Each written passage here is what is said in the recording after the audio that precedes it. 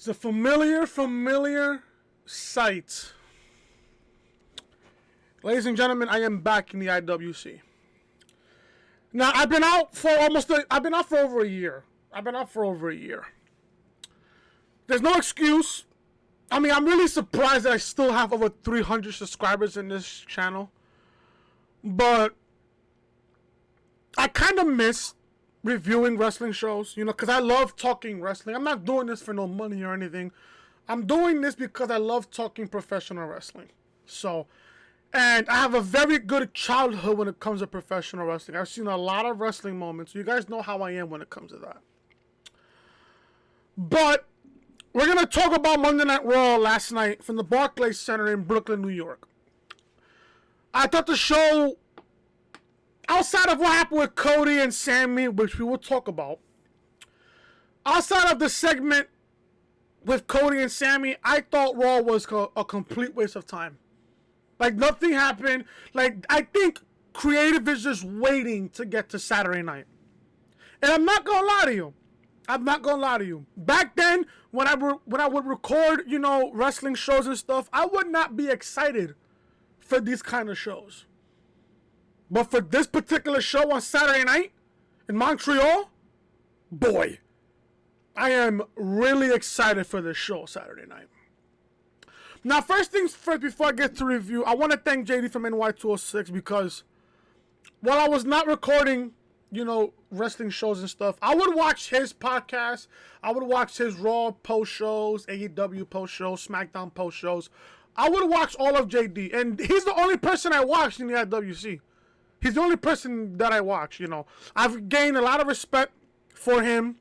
Well, I've you know, given him a lot of respect for what he does. So, you know, without JD, I wouldn't be, you know, caught up with the wrestling product, with all the news and everything else. So if it wasn't for JD, I wouldn't be caught up with him. So I don't know if JD will ever watch this, but if he does, bro, I gotta thank you, bro, for allowing me to, you know, catch up on wrestling and stuff. Because I wasn't interested in the product, especially when I was gone. I wasn't interested.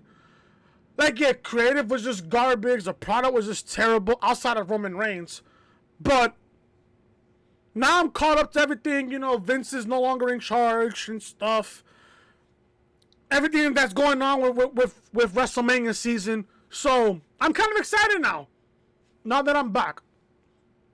I feel like now it's okay to cover these kind of shows because, you know, we're on the road to WrestleMania. And God only knows what Hunter has planned for the summer. So let's see what happens from there. But tonight, guys, we're going to cover Monday Night Raw from Barclays Center in Brooklyn. If you guys don't know who I am, I'm Chris. Thank you guys so much for returning back into the channel. I'm covering Raw tonight. I was going to cover Raw last night, but I just got tired. So, I mean, you know what? Let me just cover Raw tonight as my first video back in over a year. If you guys are excited for WrestleMania season, if you guys are happy that I'm back on YouTube, hit that thumbs up. Leave a comment down below your thoughts of the show last night. And if you guys want to follow me on social media, my Twitter will be down below in the description. You guys can follow me on Twitter as well. And on TikTok. I think I'm going to start posting, you know, clips of, you know, of these wrestling shows, of these wrestling reviews, and post it on TikTok. So let me know what you guys think about that. And also, if you guys are new to the channel, I mean, I haven't uploaded anything in a while, but if you guys like what you see on the channel, hit that subscribe button down below. Turn on bell for all notifications. Monday Night Raw. We're going to talk about Raw from last night. Becky Lynch is in the ring with Adam Pearce. She starts by saying that she brought Adam Pearce to the ring. The crowd booed him. Obviously, we're in Brooklyn. Becky says she realized that her path to WrestleMania is no longer clear because she was busy with Damage Control and lost sight of the Raw Women's Championship.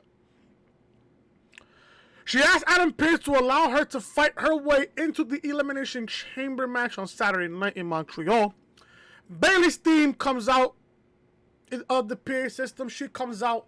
Bayley says Becky is an idiot if she thinks she's getting into the Elimination Chamber after what she did last week. Bayley wanted Adam Pearce to erase what happened last week out of the record books.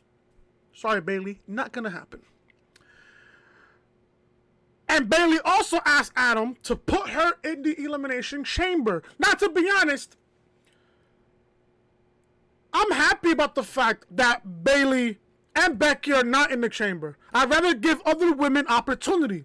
It can't be because it's the same people every single year. Especially when it comes to WrestleMania season. Can't do that. But I like this chamber match. I kind of like it. Even though I know that Asuka will win this match. Actually, it's my prediction that Asuka will win this match.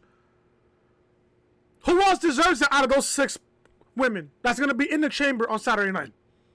Asuka will win this match. No question about it. The question is, what does Becky and Bayley do at WrestleMania? That is yet to be seen.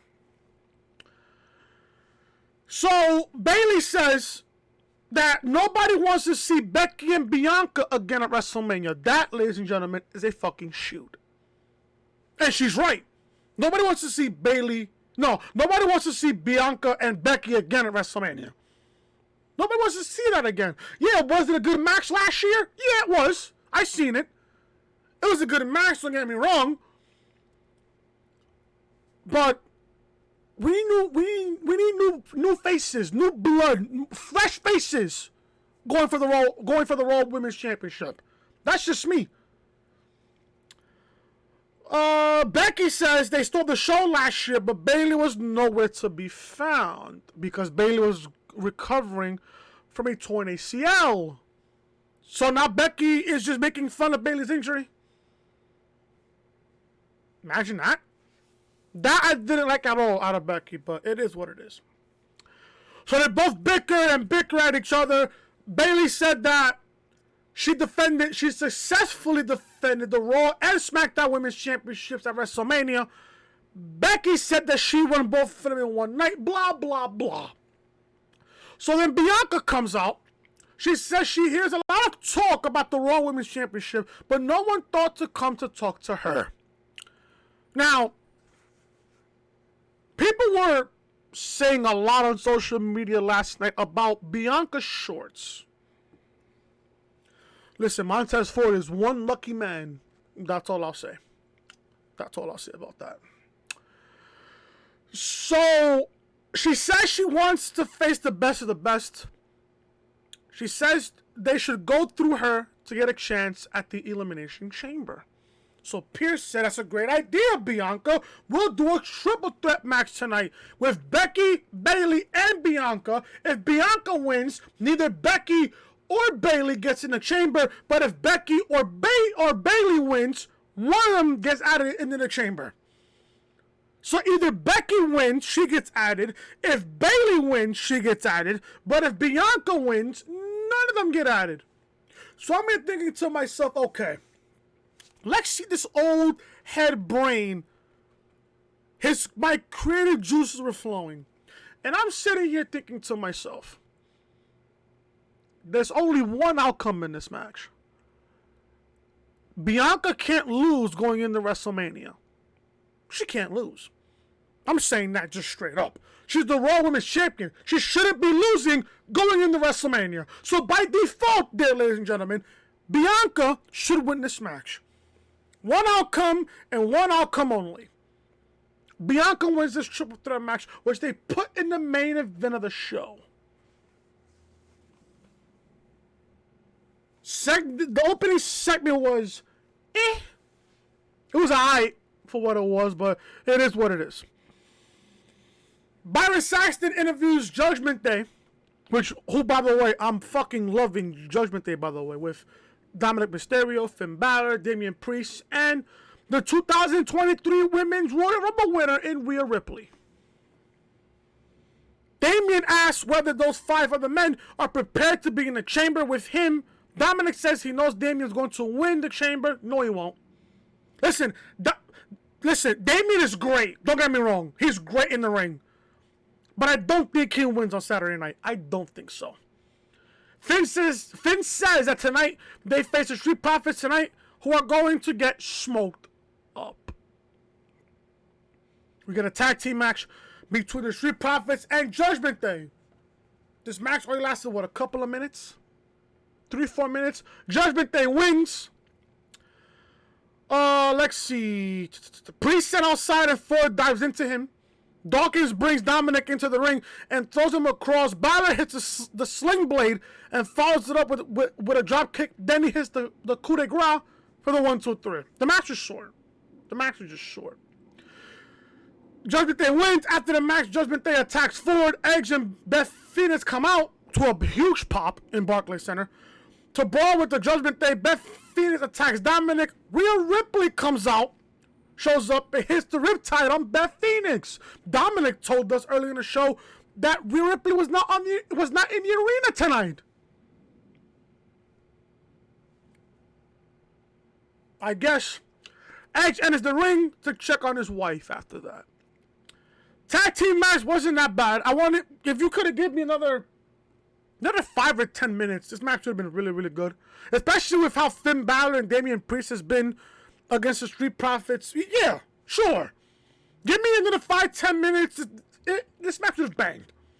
Especially how Montez Ford and D'Angelo Dawkins are very, very good as a tag team. They're very, very good. I actually love the Street Profits. I always have dating back to NXT. I love the Street Profits. But Judgment Day, they're starting to really grow on me every week. And I love the Judgment Day. So, the match was good for what it was. It wasn't that bad. But if you could have given me an extra 5 to 10 minutes, the match would have banged. And that's just me. Coming out of commercial break, Brock Lesnar comes to the ring. He throws his chair out of the ring. Adam Pearce says they are here to make the match official. Can't make a match official with a contract signing. While Lesnar signed it last week, he needs Lashley to sign it. Lesnar stops Pearce and says he needs Lashley to sign it now. So Lashley's music hits. Then you got additional security coming out. They also bring out a separate table and chair for himself. Lashley then comes out. Lashley says that this is not Brock Lesnar's show. He says Pearce rolled out the carpet for Brock's contract signing. He says that he has gotten the better of Lesnar every time they faced. He then says he is doing this on his terms. He says his agent and manager looked at the contract and he says he doesn't know if he's going to sign. Lesnar says Lashley is scared. Lesnar then threatens to beat his ass and make him sign it. Lashley says Lesnar won't do it, and Lesnar takes the contract and destroys the security officials and charges for Lashley, who backdrops him and hits the spear. Lashley then tells the contract, signs it, and then leaves the arena. Can I ask everybody this one specific question? Why are we getting a third match between Bobby Lashley and Brock Lesnar on Saturday night in Montreal? Can I ask why? For those who are watching this video and have caught up to everything that's happening, tell me why are we getting a third match between Bobby Lashley and Brock Lesnar? I have a sneaky suspicion. Now, this is just me. I have a sneaky suspicion that this match will probably end at a no contest. And we're getting another match at WrestleMania to end the feud. Now, I believe there were rumors going around that we were going to get Lashley and Lesnar inside Hell in a Cell at the Royal Rumble, but that didn't happen because both of them entered the Royal Rumble. Then we were supposed to get Balor and Edge inside Hell in a Cell at the Royal Rumble as well. Those two matches were floating, according to the dirt sheets and the rumors and stuff. But we didn't get that. All four men ended up entering the Royal Rumble. I think Saturday night we'll get a no contest between Lashley and Lesnar. Then they finish their feud at WrestleMania. Oh, but which match could have Hell in a Cell? Give it to Edge and Balor. They'd be feuding the most. I believe they've been feuding the longest, if I'm not mistaken. I think they've been feuding the longest. I believe so. I'm not too sure. I'm not really too sure. But who would I give the Hell in a Cell not to? I give it to Edge and Balor because that feud has been way more important than Lashley and Lesnar. That's just me, though. That's just me. Sum up in the comment section. Who would you book for Hell in a Cell at WrestleMania? Lashley and Lesnar or Edge and Balor? I'm personally giving it to Edge and Bálor. You give those men 20, 25 minutes inside Hell in a Cell, forget about it. Especially, look at Edge's last Hell in a Cell match against Seth Rollins. That match banged. It was a banger between Edge and Rollins. A banger at Crown Jewel. A complete banger. Loved it. So I would give the match to Edge and Bálor inside Hell in a Cell. I think on Saturday night we do get Lashley and Lesnar to finish as a no contest, finishing their match at WrestleMania. Give them no holds barred at WrestleMania to end the feud. Give them no holds barred at WrestleMania. That's what I do. That's just me. We get Piper Niven against Michin, Yim. This match was a quickie. A quickie. Piper Niven's theme song plays as she makes her way to the ring. Yim's music also comes out to the ring. The match begins and Niven attacks Yim in the corner. Yim goes for a body slam and but falls down. She fights back with a DDT. Michin attacks Niven in the corner. Michin is planted by Piper, who hits a senton. I thought Piper Niven broke her neck in that spot. I thought she low-key broke her neck here. She attacks Michin. She goes for the suplex, but Michin escapes and kicks her. Piper Niven hits the Knox-Ness slam on Mia Yim and goes for the 1-2-3 victory. I know they've been feuding, but why are they feuding? What are they feuding for? Can I ask that question? What are they feuding for? Not that I don't care for Piper Niven. I'm glad that she got her name back for fucking Dough Drop to fucking Piper Niven. Thank Christ she got her name back. But at the same time, what are they feuding over? Piper Niven gets the win. Do I care? She should be in a Raw Women's Championship opportunity, if you ask me. She should be in a chamber, if you ask me. She should be in a chamber. That's just me, though. That's just me, though. Piper Niven defeats Mia Yim on Monday Night Raw. Baron Corbin is interviewed, who says that it's been a depressing week. He's interrupted by SAMI ZAYN, who is in the ring. Now, this is the most important part of the entire show. Zayn says he's not here to hold up the show, but there is something he needs to say to someone. He calls out Cody Rhodes to the ring. Cody Rhodes' theme song plays. Everyone's singing along to his music. Cody welcomes Sami to Monday Night Raw and asks, "What do you want to talk about?" Sami says that his last week promo with Paul Heyman has been replaying in his mind all week when he said that it looks more and more like it's going to be Cody versus Sami at WrestleMania. He then says he came all this way to hear him say if he actually believes Sami can beat Roman Reigns. Cody said that he meant it, and when he said he could beat Roman and be his opponent at WrestleMania, he meant it as well. He says that he respectfully doesn't think this is about that.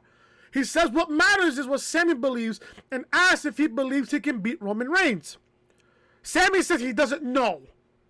Like he's self-doubting himself. That he doesn't know if he can beat Roman Reigns because he has stood shoulder to shoulder with him and they always find a way and he is actually as good as he says he is.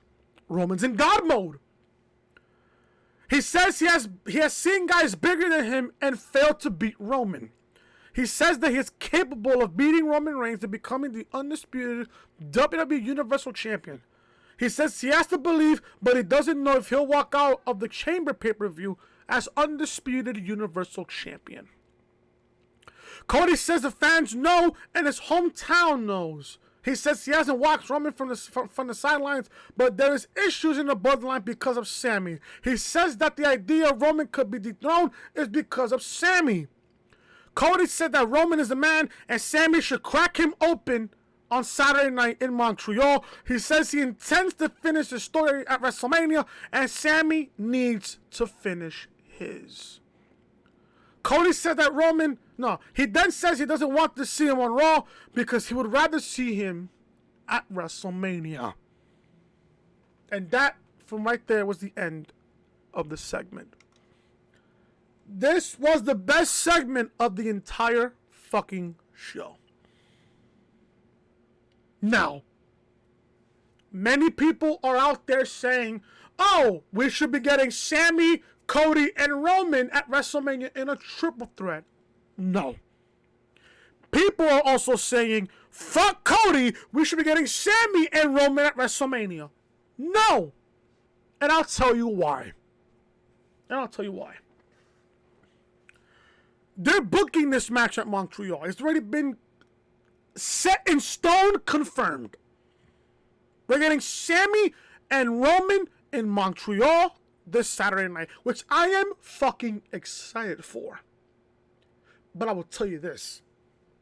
WWE, and I've been saying this on Twitter for the past couple of weeks, WWE is going to make you believe. It's going to make you believe that Sami can beat Roman Reigns on Saturday night.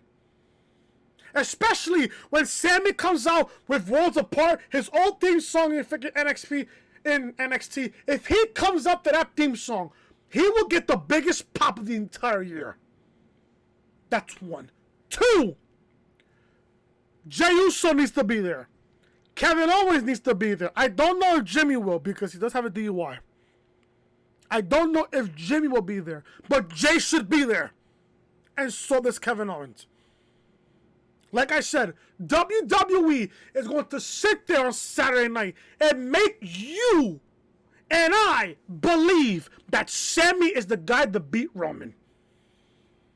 And I'm going to say this also. Out of everybody that Roman Reigns has beaten, everybody that Roman Reigns has faced in his entire almost 3-year dominant reign as the head of the table, as the tribal chief, as the world champion, out of everybody that Roman has faced and beaten, Sami Zayn will be the closest superstar to ever beat Roman Reigns.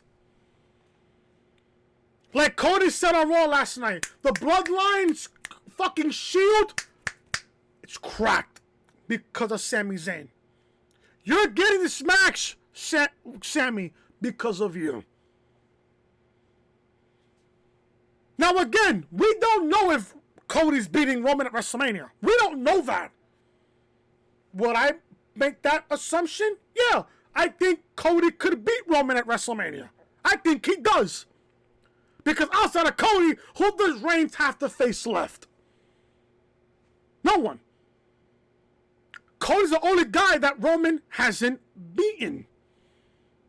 Cody is the only guy that Roman hasn't beaten in his entire dominant reign as world champion. If it ain't Cody Rhodes, then who? Gunther? Could be Gunther. Sheamus? I don't know about Sheamus, maybe. I don't know about Sheamus. But who? If it ain't Cody Rhodes, then who? This is what I'm doing at Saturday night. When Sami hits the blue thunder bomb and then goes for the cover, 1, 2, somebody pulls the referee out of the ring, and it's Jey Uso. Jey Uso costs Sami Zayn the Undisputed Championship on Saturday night.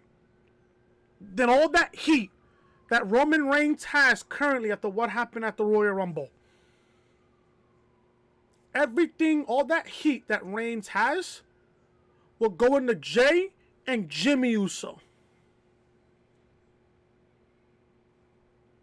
Then we get KO and Sami versus the Usos night 2 at WrestleMania for the Undisputed Tag Team Championships, and that's when Sami and KO dethrone the Usos. The Bloodline will fall at WrestleMania night 2. That's what I'm doing. That's what I'm doing. And Cody beats Roman at WrestleMania. Because again, if it ain't Cody, then who? There's a purpose, folks. A purpose of why WWE gave Cody Rhodes the Royal Rumble. Now, I don't like how Cody came back at the Rumble. He came back at number 30. In my honest opinion, I would have put him between 1 and 15. I would not put him at number 30. That's what I would have done. I would have not put Cody at number 30. And on top of that, people already knew that Cody was coming back at the Royal Rumble. But why put him at number 30? I'm watching the pay-per-view and I'm like, why is Cody coming out at number 30? People already know that Cody's back. People know that Cody's going to return. So why put him at number 30? Don't get me wrong, the ending was great between him and Gunther. Don't get me wrong. But why put Cody at number 30? The right winner won, don't get me wrong, the right guy won, but the execution was horrible on how he came back. And again, I'm not blaming Cody for it. I'm sure Cody wanted to be in there between 1 and 15. I'm sure he did. Who knows? Who knows? I think Sami and Roman will fucking bang on Saturday night in Montreal. This will be match of the year candidate written all over it. And like I said before, and I said it here, out of everybody that Roman Reigns has beaten and has faced, Sami Zayn will be the closest superstar to beat Roman Reigns. Mark my words. You know how Shawn Michaels was this close to beating The Undertaker at WrestleMania 25? That's how close Sami Zayn's going to be. That's how close Sami will be come Saturday night. The match should fucking bang on Saturday night. It should fucking bang. No question, no ifs, ands, or buts about it. It should fucking bang. And I'm going to be here for it. I'm here for it at Saturday night in Montreal. I can't wait. But that's the fucking talk of the town. That's the talk of the town. Everyone's talking about Cody and Sami and Roman and what should happen. Listen, this is the best storyline in the last 10 years. With this whole bloodline and Sami Zayn thing. The last 10 years. This is the best storyline, in my honest opinion, since the S Movement. Change my mind. Here's a spoiler. You can't. Carmella's backstage with Nikki Cross, who says she has been playing hide and seek with her friend. Asuka appears from behind with her mask. I love Asuka's new gimmick. So fucking good. Carmella storms off. Candice asks Nikki why she is fouling her. She laughs and walks off. From this point of the show just... After that Sami Zayn, Cody Rhodes segment, I did not care at all for the rest of the show. Baron Corbin is interviewed again. He says he is better off without JBL. He calls JBL a has-been, and it's time to remind people who he is. He says he was interrupted earlier for Sami Zayn. He says that Roman will destroy Zayn at the Elimination Chamber. He then says that he is the last person to beat Roman Reigns. He says he would have won the Royal Rumble match if it weren't for Brock. He says Roman will beat Cody at WrestleMania. He says he doesn't get what everyone sees in Cody. He calls Cody and his family a joke. Cody, who was backstage, attacks Corbin and they brawl to the ring. Cody sends him into the ring and we get an unsanctioned match between Cody Rhodes and Baron Corbin. Simple. Cody Rhodes hits Cross Rhodes for the 1, 2, 3.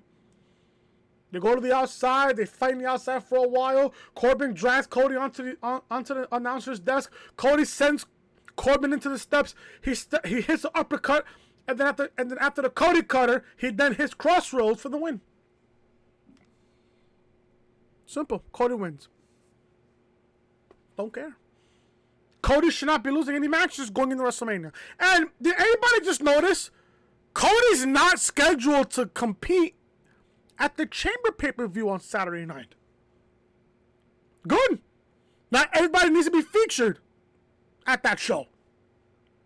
Let the most important storylines and important matches be featured on the show.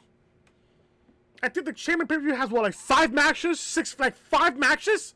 The Rumble had, 5, 6 matches? 4 or 5 matches. That's how it should be.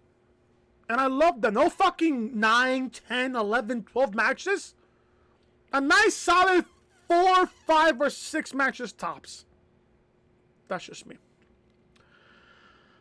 Natalya's backstage with her teammates. She says she can't believe Bayley and Becky are trying to fight their win into the match. They start bickering, and Raquel says they need to focus on tonight. So we got a 6-man tag.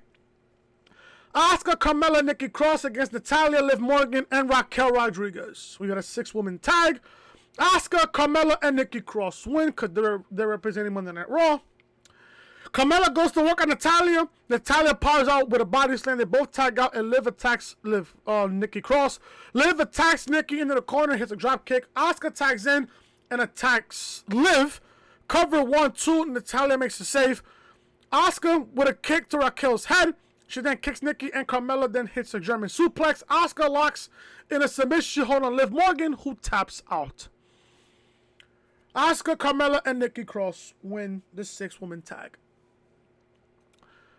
Who do I think will win the #1 contender elimination chamber for the Raw Women's Championship? Should be Asuka. No question about it. And if you want to prove how dominant Asuka really is, you have her start the match, and she eliminates everybody in the match. Who will be the final 2? I guess will be Asuka and Raquel. Those will be the last 2. Alpha Academy is backstage with Gable, and he says he rewrote some of Academy's curriculum. He throws Otis mustard on Mansois and Massé. Maxine asks if Otis has done modeling. Gable says he considers himself as a role model. Maxine says she was talking to Otis. Bronson Reed is shown approaching the ring. We got a quick match between Bronson Reed and Mustafa Ali. Again, this was a fucking quickie. The match starts and Reed shoves him across the ring. He then knocks him down. Ali fights back with a couple of drop kicks, but he gets sent to the outside. He sends a shoulder tackle on Ali. Reed sends Ali into the ring. Ali dives onto Reed, but is caught and tossed into the announcer's area. He dragged Ali into the ring. Ali hits a tornado DDT. Went for a cover. Kicked out at 1. Reed with a vicious clothesline and follows with the tsunami for the win. Bronson Reed defeats Mustafa Ali here on Monday Night Raw. I love Bronson Reed, especially dating back to NXT. He was so fucking good. Then the company released him. He was in the Indies. He was in New Japan. Then he came back. Triple H signed him. Good. The fact that Bronson Reed is in the United States Championship Elimination Chamber match really does tell you what Triple H thinks of him. He's really high on Bronson Reed. He really is. You look at that field of 6 going into Saturday. Anybody in that field can win the U.S. title. Austin Theory can retain. Gargano can win it. Rollins can win it back. Anybody in that match can win. The only 2 people I don't see winning is Montez Ford and Damian Priest. I can see Bronson Reed winning the U.S. title. I can see Gargano winning the U.S. title. I can see Rollins winning the U.S. title. I can see Austin Theory retain. But who would I predict to win? I would say Gargano. Either Gargano or Bronson Reed wins it. Because Austin Theory is going to get a big match at WrestleMania from what I'm hearing against John Cena. Could that be for the U.S. title? Possible. All I know is Cena's putting Austin Theory over. But the question is, will it be for the U.S. title? Me, I don't think so. But I wouldn't be surprised if it ended up being for the U.S. title. I wouldn't be surprised. Really wouldn't be. But the men's chamber on Saturday should be really, really good. Should be fantastic. Should be very, very good. Beth and Edge are interviewed. Edge says he is tired of this and he is sick of them. He then says they pulled one over on them. Beth says she will remind them why they are called the Grit Couple. The Miz music hits and he walks to the ring for Miz TV. The Miz welcomes the audience to Miz TV. He questions why he isn't in the chamber because nobody likes to Miz. He then introduces Seth Rollins and asks where his head is. Rollins' music plays. He walks to the ring. Everyone's singing. I love that about Seth Rollins. His theme song is fucking amazing. I love it. Miz says he only had 10 minutes and asks about his red shoes.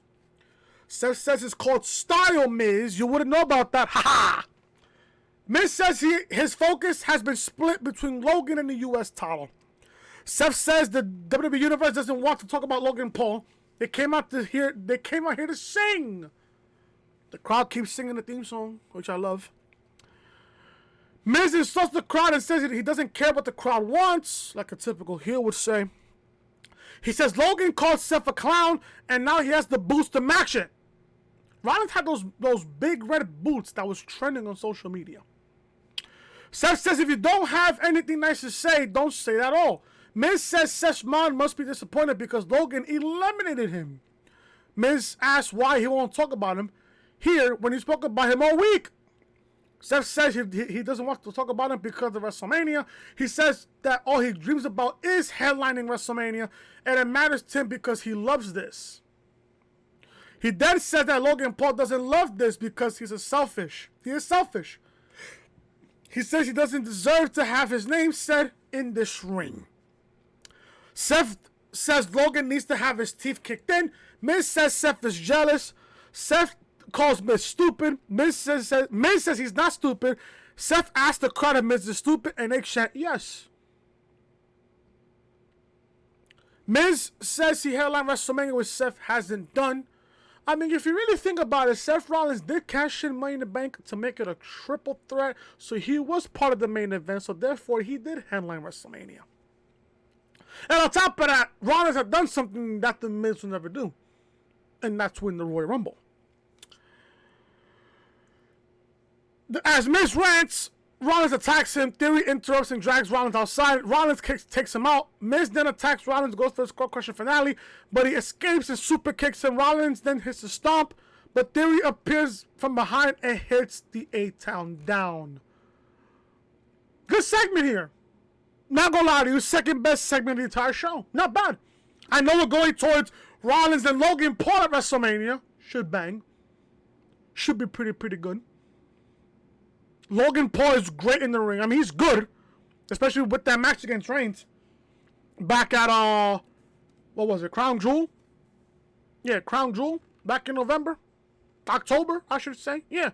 Where Logan Paul, I think he partially tore his MCL and his meniscus. They didn't say anything about his ACL. But, yeah. I think that match should be good at WrestleMania. What the Miz is doing, no one really cares. So, I honestly think we're getting Rollins and Logan Paul at WrestleMania, which should be pretty good. Rick Boogs is working out backstage, and Elias interrupts him. They have the, what's that team called again with MVP, Sheldon, and Cedric. Oh, the Hurt Business 2.0. He says there are comparisons between them, and he doesn't want that to stress him. He wishes him luck and says they can collaborate if he impresses him. Boogs says he's going to shred The Miz tonight, which he absolutely did, because during the match, The Miz wanted a timeout. Ref didn't give it to him. The match began between Rick Boogs and The Miz. Miz asks if Boogs has any brain cells. He says they aren't having the match. He then accidentally says this match is happening, and the bell rings. The Miz is a fucking idiot. Boogs slams The Miz, then he picks up The Miz and performs bicep curls before throwing him down. Boogs then slams The Miz for the win. So look at The Miz now. The Miz is jobbing to future guys on Monday Night Raw. Good. That's where he belongs. Chelsea Green is backstage and she says she's a star and she has sent some emails to Adam's manager. She says she wants to be in the Elimination Chamber. She has to be put in the triple threat match. Pierce rejects the idea. Chelsea says she won't leave until she gets what she wants. I like Chelsea Green's new gimmick so far. She's acting like a Karen, which I don't mind at all. Coming out of fucking Chelsea Green, I don't mind, you know. But yeah, not bad. It's fine. Don't care. I don't know where they're going with this, but let's see what happens. Commercial break. Judgment Day are interviewed backstage. Bálor says they always have the upper hand, and he says he is going to beat Edge and Beth at the Elimination Chamber again. Dominic says the game has passed them by. Damian says he will win the Chamber, and Rhea will win at WrestleMania.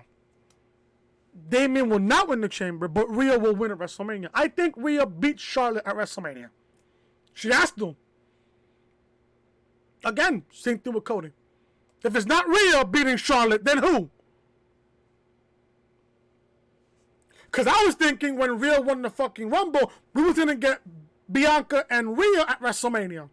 We're not getting that. Now I know why Rhea picked Charlotte, because of what happened 3 years ago. When Charlotte won the Rumble, but Rhea challenged Charlotte, Rhea made Charlotte pick Rhea and the NXT Women's Championship, and that's when Charlotte beat Rhea at WrestleMania during the pandemic.